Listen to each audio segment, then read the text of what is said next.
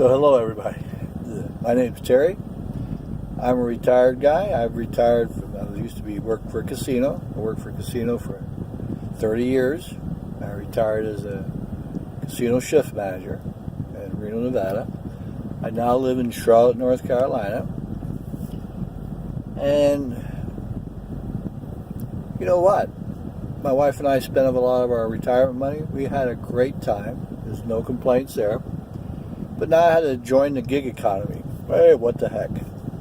To pick up some extra spending money so I can go to the golf course on occasion. We can take our trips that we like to take, which we go quite a bit. Matter of fact, next month we're heading to a clogging convention. Clogging, if you don't know what that is, that's a type of dance that my wife and I have been doing for a long time. It's a folk dance. It comes out of North Carolina, where we happen to live at now too. There's no connection, just was accidental. So anyway, I said to my honey, married 56 years, so she's still my honey. Love her to death. She treats me like a king. I said to her, I said, you know, we could make it on our retirement. We were fine, but we won't be able to do much. We won't have much spending money and that stuff. So I said, you know, I think I'll join this gig economy thing and see what happens. So the first thing I did, I went with Uber. Oh, I did that. I drove for Uber for 4 years. Love them. I have nothing bad to say against Uber. They don't pay super good, but I wasn't looking for much anyway. Because, like I said, I'm retired. I only need $100 a week or so, and I'm a happy guy. That gives me plenty of spending money and saving money and everything. So I worked for Uber for 4 years, and then I went with Uber and Lyft. Now I combined those in the 4th year, and Lyft I had no problem with Lyft. Excuse me, oh my gosh. Gotta quit drinking. No, I'm only kidding, not drinking at all. So I joined Lyft too, and so I drove for both of them, whoever came across first. But I started getting concerned about things like, what if I have a customer in the car and the car breaks down and I'm on a freeway and he's in a hurry? I was concerned about that. And sometimes you get the kids and they didn't bring the seats and they still insist on getting in. They give you a hard time. I didn't let them, but if they didn't have the safety seats for the kids, they just didn't get in my car. I left. And I also got concerned about insurance, obviously. I do believe that I was covered very well with Uber and Lyft in case something happened there, in case I was sued. But I didn't feel comfortable anyway.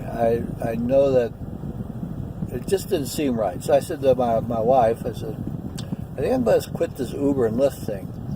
And then along came a company called Instacart. Oh my gosh, loved them, still do. Still go grocery shopping when there's something available. The problem with Instacart, at least in our area, it's just not busy anymore. I don't seem to be able to pick up many hours. I didn't have to pick up many because it averaged $15 to $20 an hour. They were telling it like it was. The tips were excellent. I really enjoyed it. It was fun shopping. It was a challenge. Frustrating sometimes. But what is it? What the heck? So Instacart did me good for a year, at least a year. I was making a couple hundred a week every year. And of course, the nice thing about it is you can adjust your hours, do what you want to do, when you want to do it. So, but that kind of dried up in the last 3 months. I said, well, what's going on here? I still don't know what's going on. Now it's starting to pick up a little bit, but nothing like it used to be. I used to be able to get hours every day if I wanted them, but now I'd be lucky to get 2 or 3 hours a week, and that's not worth it. So what to do? I said, well, let me check out Grubhub and Uber Eats and DoorDash. Well, Uber Eats is great. Turn it on, go to work. Turn it off, you're done working. That's simple. The only trouble is they do run you all over town. And I don't care to go uptown. I like to work in a suburban area. I don't care because uptown is hard parking and big tall buildings, and that's just not my cup of tea. I'm not saying anything against it, because for some guys they can make a ton of money doing this. So I tried Uber Eats, and I was unhappy with that. I tried DoorDash. Well, they are a busy company. Money's good, the tips are great, customers are great, restaurants are great, but once again, even if you start in the suburbs, they somehow or another move you to uptown area. And I'm not going to go in the uptown. So now I looked at DoorDash. Whoa, I'm a happy guy. At DoorDash, I can work where I want. They have different areas, different sections of town. And you can stay in that section of town. And I like that because I live in the semi-suburbs of Charlotte, North Carolina. Charlotte, the city itself is the county and city are one. So it's like 30 miles from one end to the other end. It's big. And I work in an area called Matthews, Mid Hill area.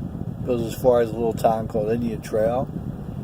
Perfect. Almost all the restaurants are in little shopping centers, strip mall type of things. Almost all of them are like that. They're all very nice people. Most of my deliveries are to homes, very few apartments. I have nothing against apartments, but sometimes it's difficult finding those darn things. Not finding the apartment complex, but finding the apartment itself, because they're not numbered very well, or there's two entrance ways in the one entrance, so you'll go up 3 or 4 flights of stairs on one side and find you're on the wrong side. I don't know how many times I do that. Good exercise for me, but that's okay. I don't need exercise anymore. I'm too old. By the way, I'm 75. And so I like DoorDash for that reason. I also like DoorDash, and this is what I do with DoorDash. I work from 9 to 11:30, and then I just got a call. So hang on.